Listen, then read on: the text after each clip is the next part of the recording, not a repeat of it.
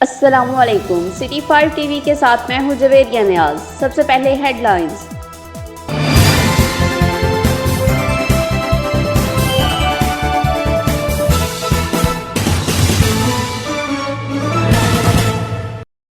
रियासत मदीना के दावेदारों का मुल्क में भी गरीब होना जुर्म बन गया।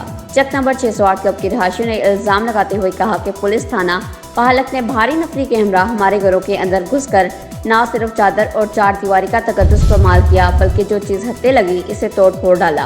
कमरों के दरवाजे, घर का सारा सामान भी निस्त नबूद कर डाला। तासरीन ने मजीद इल्ज़ाम लगाते हुए कहा कि जुल्म तो ये कि वहशी दरिंदों को अलमारी पे पड़ा कुरान पाक भी नजर न आया, इसकी भी बेहुरमती कर डाली। मामला डबल सवारी की पाबंदी के पेश नज़र भुट्टो चौक पर मुतासरीन के ना रुकने पर पेश आया। पुलिस गरीबों का ताकुब करते करते इनके घरों तक पहुंच गई, जहां पर पुलिस ने घमसान का रंग जमाया, जिसके नतीजे में एक अहलकार शौकत जख्मी भी हुआ। तासरीन थाना बाहलक पुलिस के खिलाफ सरापा एहतजाज। RPO फैसलाबाद रिफत मुख्तार राजा और CPO फैसलाबाद सुहेल चौधरी से नोटिस लेने का मुतालबा। इस मौका पर मुतासरीन और अहले दही का मजीद क्या कहना था?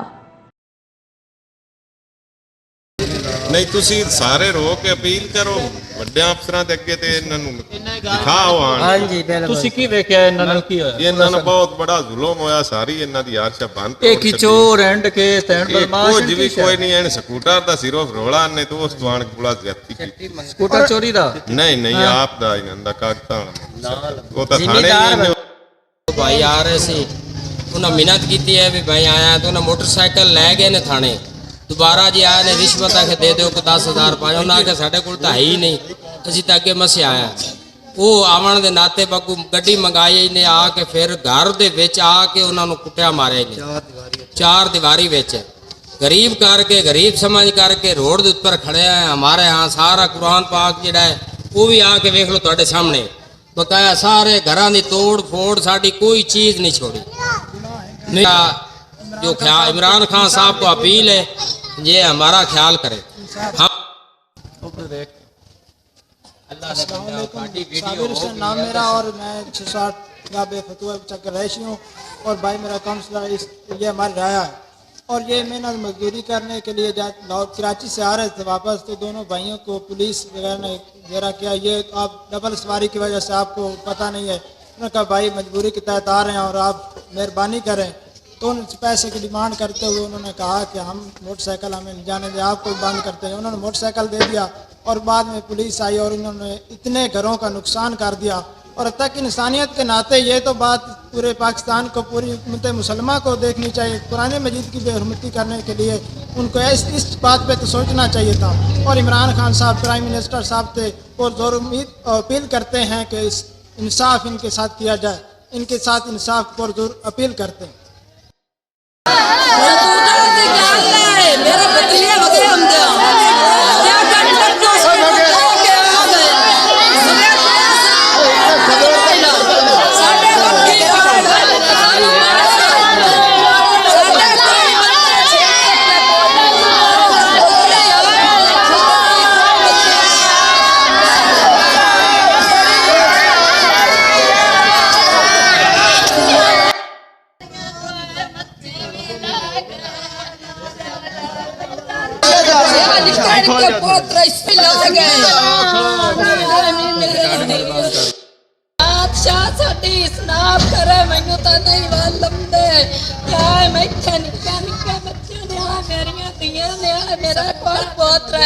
स्कूटर ने मगर आने जी मैनू तो पता नहीं, तो स्कूटर भी ला गए, चोरों भी ला गए, तो खांदा पिया आन तबाह किते ने मस्जिदों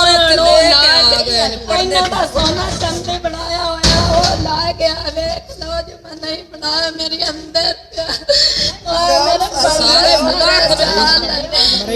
मरीज सारे पता मरीज साई बात मरीज कम भी नहीं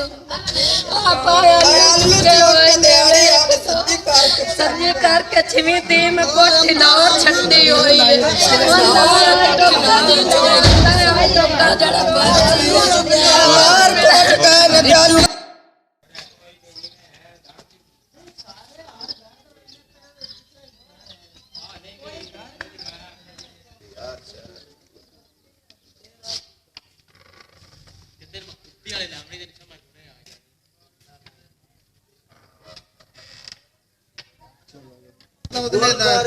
ਤੋੜਤੇ ਸਾਰਿਆਂ ਨੇ ਘਰਾਂ ਦੇ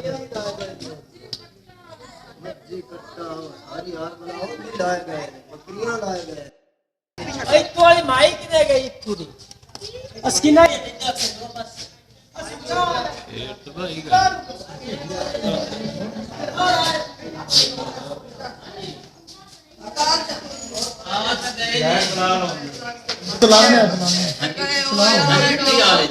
ਮਾਇਆ ਕਬੂੜੜੀ ਸਵਾਲੀ ਅੱਖੇ ਆਈ ਮੇਰੇ ਬੱਚੇ ਸਾਰੇ ਆਓ ਗਏ ਉਹਨਾਂ ਸ਼ਾਕਿਰ ਨਾਲ ਗੱਲ ਕਰ ਹੈਲੋ ਇੱਥੇ ਤਾਂ ਬੰਦਾ ਹੀ ਕੋਈ ਨਹੀਂ ਆਨੇ ਨਾ